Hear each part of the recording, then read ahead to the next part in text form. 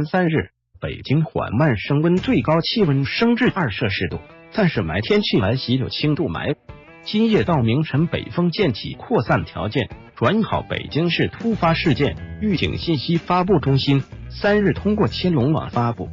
北京市气象台2019年1月3日16时30分发布大风蓝色预警信号，受冷空气影响。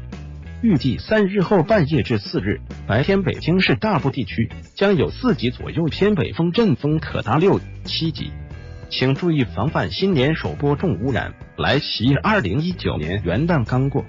北京市空气质量在持续了2周的优良天之后， PM2.5 浓度在2日晚间迅速升高，21时达到小时中度污染水平后，半夜京城空气质量逐步好转。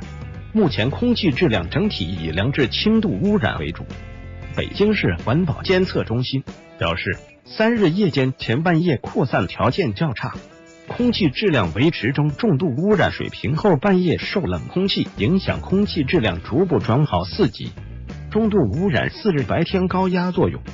有偏北风扩散条件，有利1到2级优良，预计5日2级，6日3级，7日1到2级。今起至周末缓慢升温，今起至周末气温整体比较平稳。